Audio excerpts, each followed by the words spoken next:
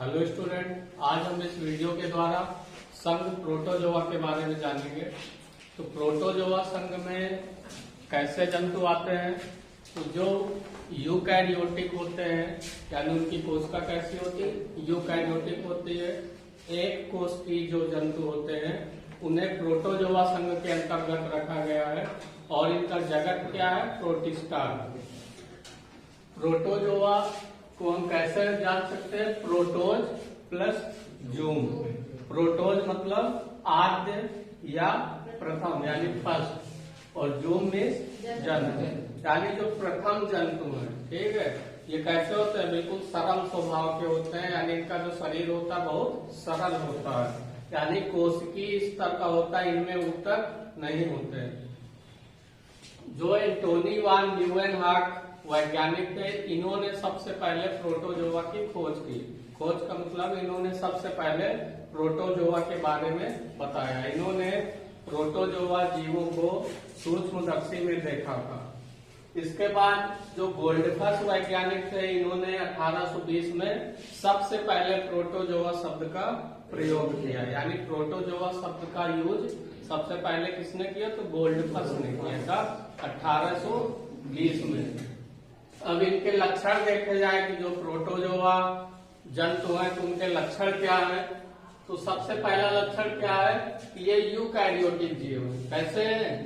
Eukaryotic, यानी इनका जो शरीर होता है उसकी जो कोशिका है, अब केवल एक ही कोशिका होती है क्योंकि एक कोश की है, और जो कोशिका होती है तो किस प्रकार की होती है? यूकैरियोटिक होती है। इसके बाद क्योंकि ये सूक्ष्म जीव है, इन्हें हम नग्न आंखों से नहीं देख सकते हैं और इन्हें हम केवल सूक्ष्मदर्शी की सहायता से ही देख सकते हैं।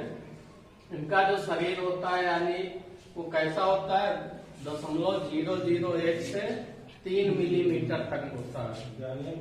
इसके पश्चात कि अगर इनका जीव द्रव्य देखा जाए, क्योंकि कोशिका के अंदर क्या होता है? जीव द्रव्य होता है। तो जीव द्रव्य में केंद्रकों की संख्या 1 भी हो सकती है, 2 भी हो सकती है, या उससे भी ज्यादा हो सकती है। नॉर्मल एक ही होता है केंद्र, लेकिन कुछ जीवों में 2 भी होते हैं। अगर पैरामीशियम की बात की जाए तो उसमें 2 केंद्रक पाए जाते हैं। ठीक है, यहाँ पे प्रचलन किसके द्वारा होता है? प्रचलन मतलब गमन, एक स्थान से दूसरे स्थान पर जाना है, तो ये कैसे गति करते हैं? तो पादाभों के द्वारा भी होता है, पक्षमों के द्वारा, कसाबों के द्वारा। पादाभों यानी कूटपाद कौन करता है? अमीबा। पक्षमों यानी सिलिया कौन करता है? पैरामीशियम। कसाबों यानी फ्लैजेला कौन करता है? यूग्लिना। तो इन जंतुओं में गमन इन विशेष अंगों के द्वारा होता है, यानी इन्हीं की सहायता से एक स्थान से दूसरे स्थान पर गति करते हैं या गमन करते हैं। तो कैसे जीव है? अधिकतर जो जीव होते हैं इस संघ के वो स्वतंत्र जीवी होते हैं। स्वतंत्र जीवी का मतलब वो बिना किसी रोक टोक के कहीं भी आ जा सकते हैं, यानी स्वतंत्र रूप से रहते हैं अपने वासस्थान पे। कौन कौन से? जैसे अमीबा हो गया, पैरामीशियम हो गया, यूग्लिना हो गया, ये स्वतंत्र जीवी यानी किसी पर निर्भर नहीं है। कैसे? स्वतंत्र जीवी। इसके साथ में कुछ इस संघ में परजीवी जंतु भी होते हैं। परजीवी का मतलब जो दूसरे के शरीर के अंदर रहे।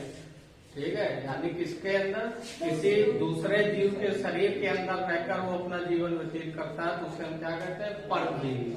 और जिसके शरीर में रहता है उसे हम क्या कहते हैं? पोषी, यानी जहाँ से वो अपना पोषण प्राप्त करता है, तो जिससे भी वो प्राप्त करता है तो उसे हम पोषी कहते हैं। तो ये जिस जीव के शरीर में रहते हैं परजीवी के रूप में, ये उसमें रोग उत्पन्न करते हैं। कौन कौन से ऐसे जीव हैं? एंटमीबा। तो एंटमीबा की कई जातियां होती है, जैसे एंटमीबा हिस्टोलिका, ये आंतों में पाया जाता है। कहाँ? सूक्ष्म जीव है ये भी। कहाँ पाया जाता है? जैसे मनुष्य की आंख में पाया जाएगा, तो वहां पे क्या करेगा? रोग उत्पन्न कर देगा, यानी पेट में ऐंठन होगा, दर्द होगा और पेचिश आने लगती है। ठीक है, मल के साथ में रक्त या आंव आने लगता है। प्लाज्मोडियम है, तो यह भी मनुष्यों में क्या करता है? मलेरिया रोग उत्पन्न करता है। किसके द्वारा होता है? प्लाज्मोडियम के द्वारा। ट्रिपाइनोसोमा है तो ये भी निद्रा रोग उत्पन्न करता है। ये है तो परजीवी जंतु, लेकिन जिस पोषी में ये रहते हैं उनमें रोग उत्पन्न करते हैं, तो इसलिए हम इन्हें क्या कहते हैं? परजीवी जंतु कहते हैं। अब इनमें पोषण कैसे होता है? जंतु सम होता है, यानी जंतुओं के समान पोषण होता है, यानी ये अपना भोजन स्वयं नहीं बना पाते हैं। जैसे जंतु दूसरों पर आश्रित रहते हैं, वैसे ये भी भोजन प्राप्त करते हैं। इनकी जितनी भी क्रियाएं होती हैं, सभी जैविक क्रियाएं का मतलब है जीवन संबंधी जितनी भी क्रियाएं हैं, जैसे भोजन ग्रहण करना और उसका पाचन करना, शोषण, उत्सर्जन, जनन, ये सभी इनके शरीर के अंदर होती हैं। और शरीर कैसा होता है? एक कोश की, यानी इनके शरीर में केवल एक ही कोशिका होती है। तो ये सभी क्रियाएं उस कोशिका के अंदर ही होती हैं या उस कोशिका के द्वारा ही होती है। शोषण किस प्रकार से होता है? तो शोषण के लिए इनमें कोई विशेष अंग नहीं होता है, ये कोशिका की सतह से विसरण के द्वारा शोषण करते हैं। कैसे करते हैं? विसरण के द्वारा शोषण करते हैं।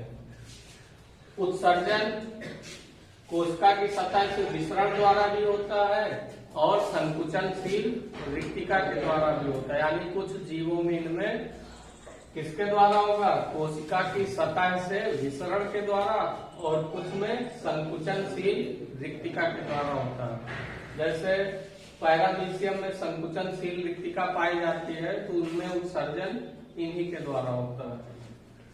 जनन की बात की जाए तो जनन इनमें किस प्रकार से होता है? तो जनन इनमें कुछ सदस्यों में लैंगिक जनन भी होता है, अधिकांशतः क्या होता है? अलैंगिक जनन होता है।